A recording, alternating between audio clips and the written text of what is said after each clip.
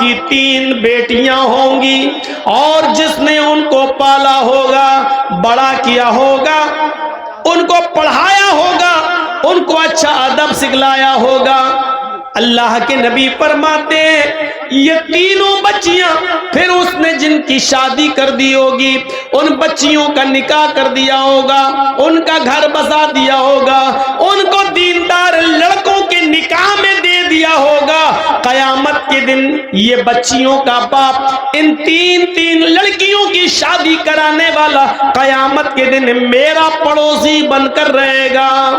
پھر آپ نے فرمایا جس کی 2 بیٹیاں ہیں، 2 بیٹیوں کو پڑھانے اور لکھانے والا بھی قیامت کے دن میرا پڑوسی بن کر رہے گا۔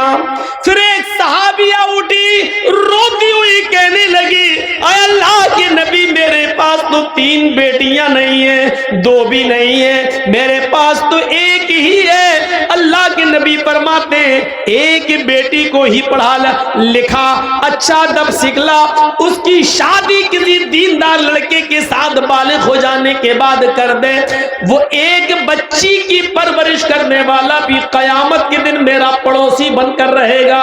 میرے بھائیوں، جنت کی بشارت لڑکیوں کی پرورش پر اللہ کے نبی صلی اللہ علیہ وسلم دے رہے ہیں۔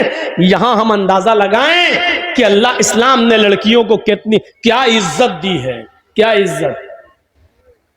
ایک عزت اور دیکھ لو، شادی کے موقع پر ہم اور آپ جاتے ہیں باراتی بن کر، 300-400 آدمیوں کی بارات لے کر، لڑکا بھی جاتا ہے، لیکن نکاح سب سے پہلے کس کا ہوتا ہے؟ لڑکی کا۔ لڑکی کی اجازت کے بنا، لڑکی کے سگنیچر کے بنا لڑکے کا نکاح نہیں ہو سکتا ہے۔ جن لوگوں کی شادیاں ہوئی ہیں ان سب کو معلوم ہوگا، جن کی شادیاں ہوئی جاتی نا، آپ کے ہاں بارات جاتی ہے کہ نہیں جاتی ہے؟ آج کل کہنا پڑ رہا بارات، ورنہ حقیقت یہ ہے کہ ان کو کہنا چاہیے چور اور ڈاکو جو باراتوں میں جاتے ہیں۔ حقیقت ہے، یہ لڑکی والے کے ہاں جاتے ہیں۔ ارے اس زمانے میں کبھی یہ دور چلتا تھا تو اس کی وجہ یہ تھی کہ پہلے زمانے میں نہ ٹرینیں ہوتی تھیں، نہ گاڑیاں ہوتی تھیں، تو پہلے بیل گاڑیوں پر، کھچروں پر یہ لوگ جاتے تھے ایک گاؤں سے دوسرے گاؤں، اور شادی کرا کے جب لاتے تھے تو راستے میں لوٹ لیے جاتے تھے، سونا چاندی کپڑا لتا۔ تو اس لیے بارات کا سلسلہ چلا، ایک گاؤں سے دوسرے گاؤں میں جب آدمی جا رہا تو 100 150 200 آدمی لے کے جا رہا تاکہ ہمیں کوئی لوگ لوٹے نہیں اور ہم دولہا اور دلہن کو نکاح کرا کے خیریت سے گھر پہ لے آئیں۔ اس لیے یہ بارات کا سسٹم نکلا تھا، سسٹم۔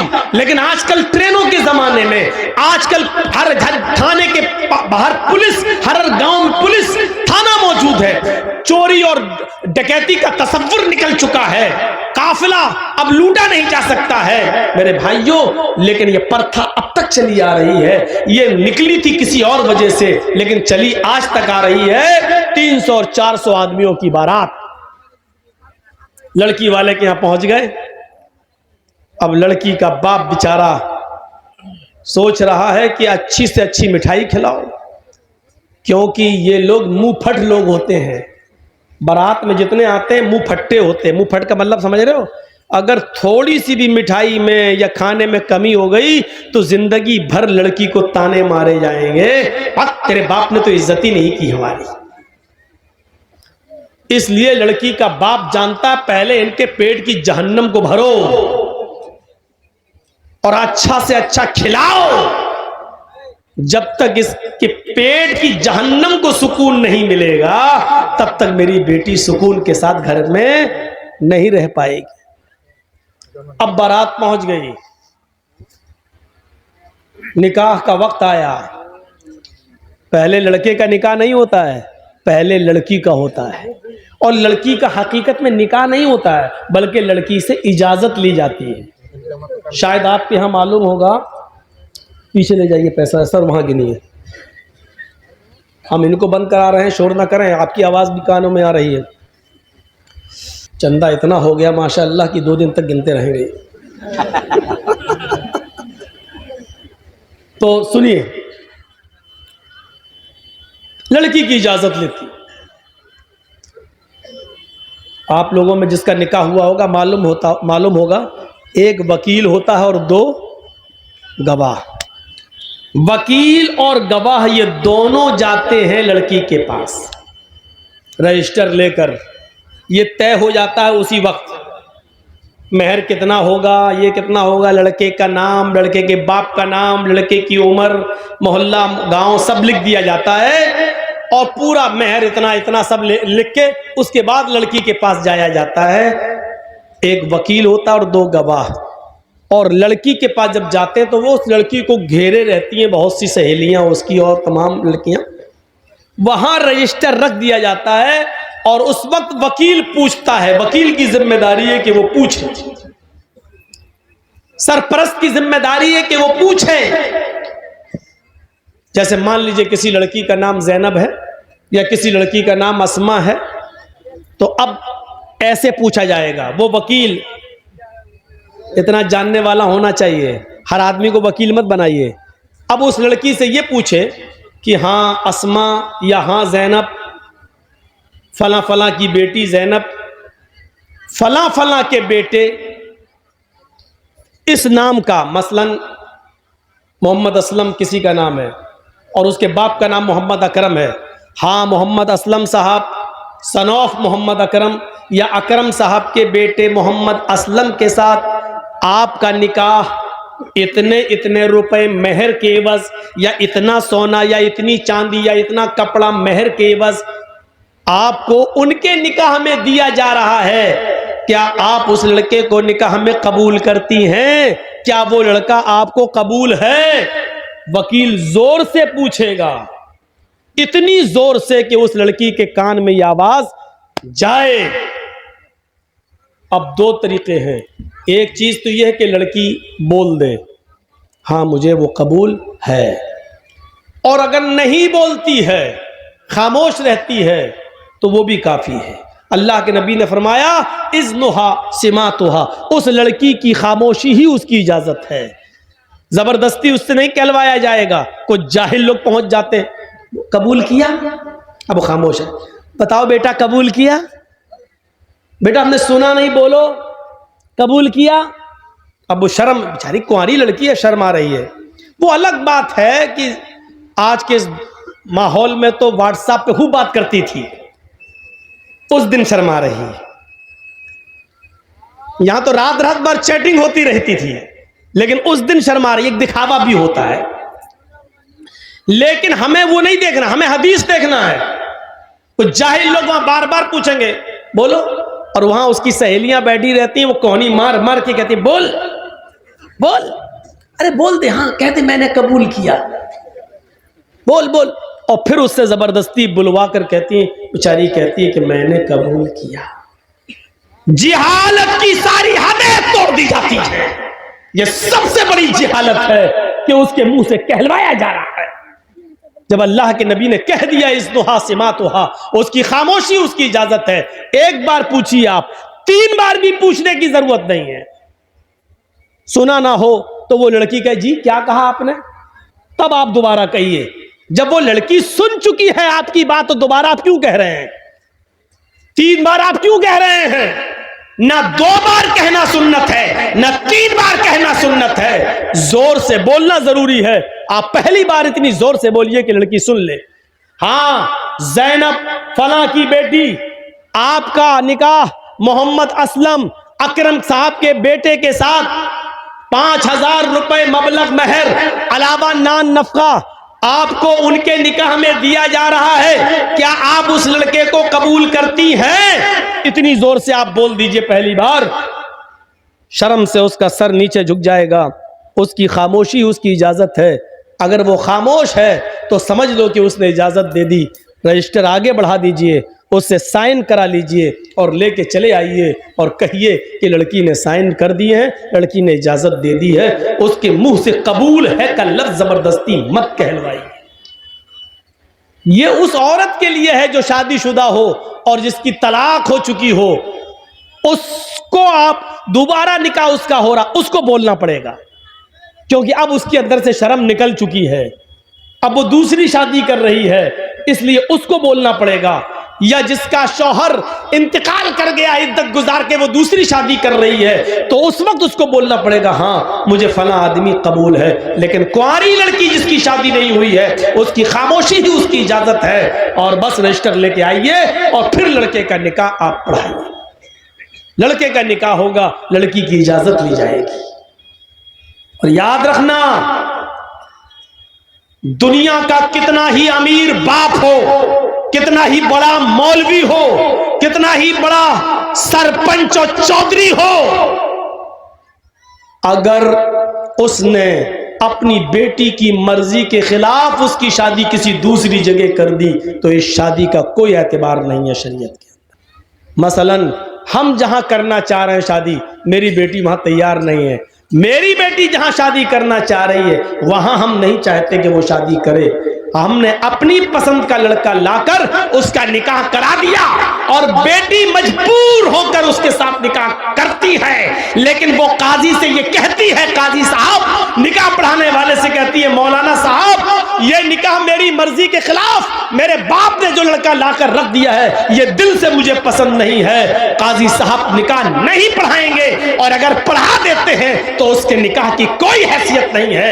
ایک عورت، ایک صحابیہ اللہ کے نبی کے پاس آئیں اور کہتی اللہ کے رسول میرے باپ نے میرا نکاح ایسی جگہ کر دیا ہے جو لڑکا مجھے پسند نہیں ہے۔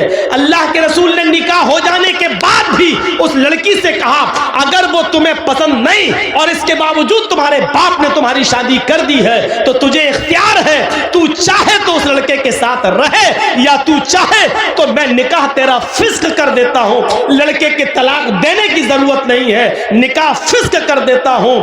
ایک عدت گزارے گی حیض کی، جس کا نکاح فسق ہوگا اس کی عدت 3 مہینے نہیں ہے، صرف ایک حیض اس کی، ایک پیریڈ اس کی عدت ہے۔ تم ایک پیریڈ، ایک ماہواری، ایک MC، بس یہ پیریڈ گزارو اور جیسے ہی تمہارا مہینہ ہو، مہینہ سے ختم ہونے کے بعد ہی تم دوسری شادی کر سکتی ہو اپنے من پسند لڑکے کے ساتھ، لیکن لڑکی کو شادی کے لیے ولی کی سخت ضرورت ہے، اپنے باپ کی، سرپرست کی، مالک کی ضرورت ہے۔ لڑکی، یہ سچ ہے کہ لڑکی کی مرضی کے بغیر نکاح نہیں ہوگا، لیکن یہ بھی سچ ہے کہ لڑکی اپنی مرضی سے اکیلے بھی نکاح نہیں کر سکتی ہے، اس کو نکاح کے لیے ولی کی اجازت چاہیے، اور ولی اس کا باپ ہے۔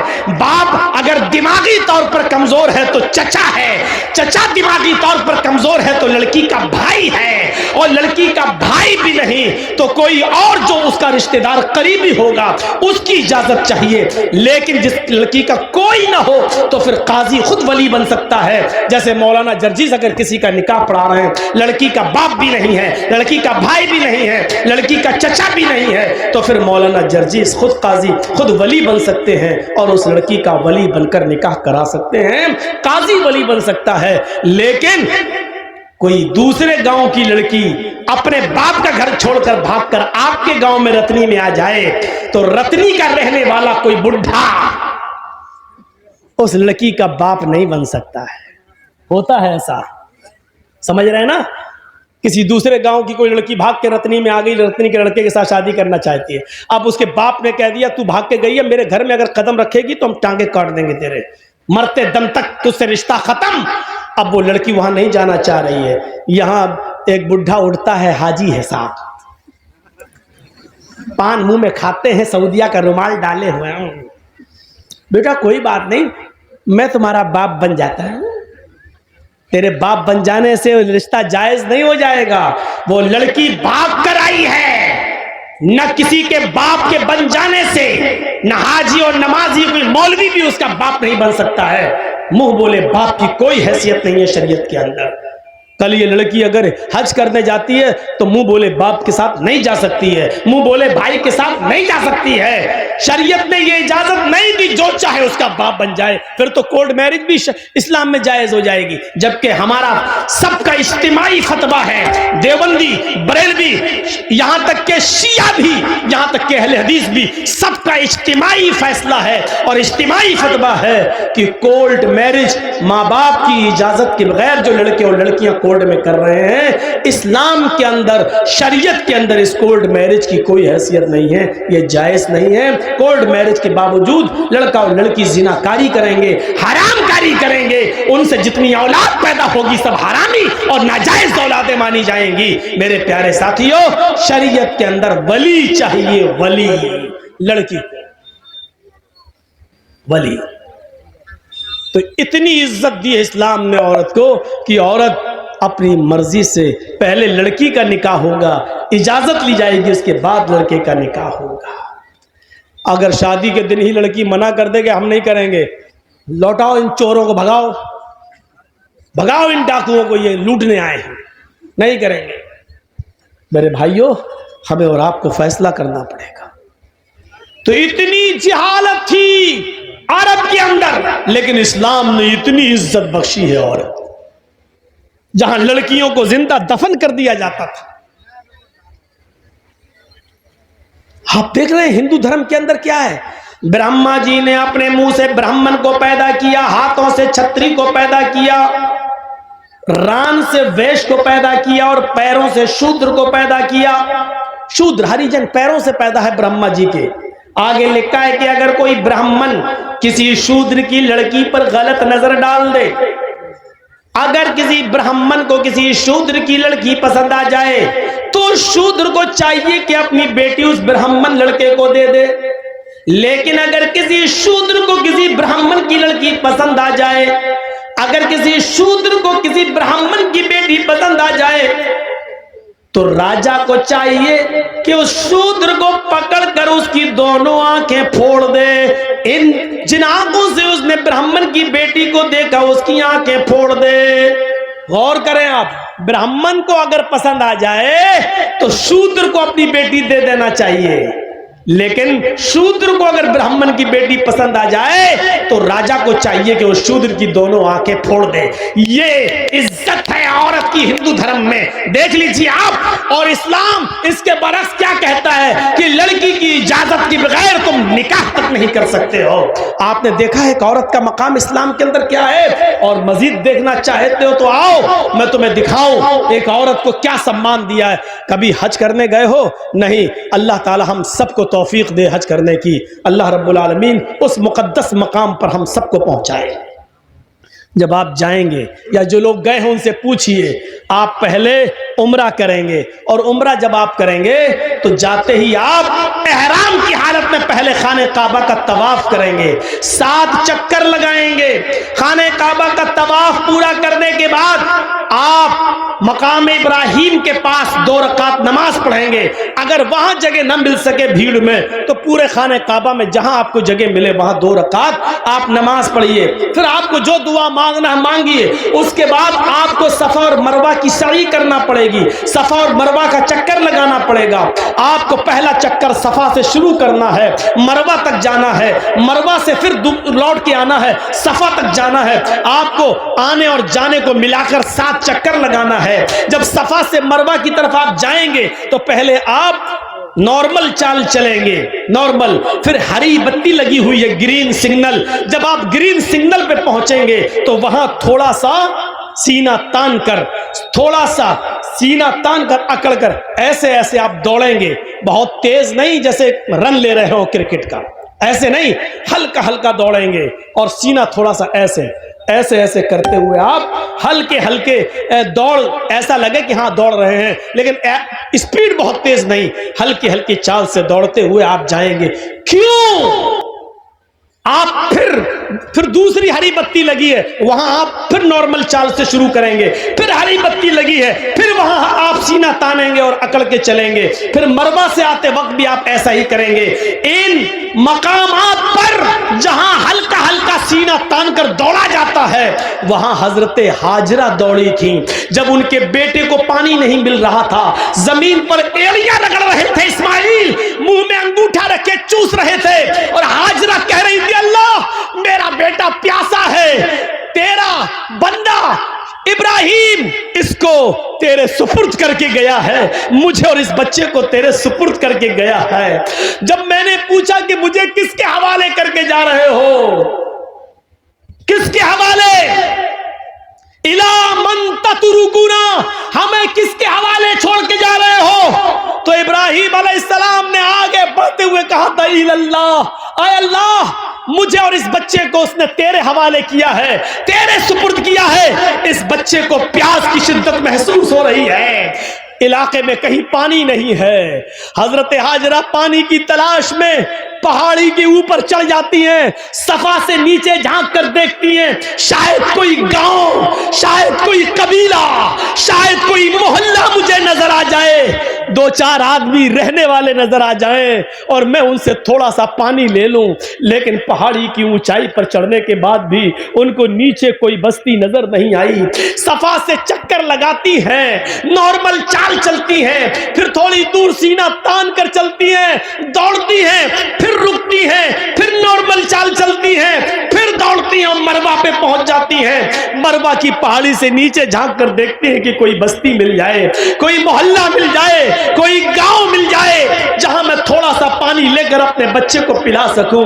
लेकिन मरवा की पहाड़ी के नीचे भी कोई बस्ती आबाद नहीं है। लेकिन अपने बच्चे को देखती है, होठ में अंगूठा रखे हुए है, अपने बच्चे की प्यास की खातिर फिर मरवा से सफा, फिर सफा से मरवा, फिर मरवा से सफा, फिर सफा से मरवा, 7 चक्कर लगाकर अपने बेटे के पास आकर बैठ जाती है और कहती है, अल्लाह, जितना मैं औरत होकर कर सकती थी कर लिया, एक लेडी होकर कर सकती थी कर लिया, जितना दौड़ सकती थी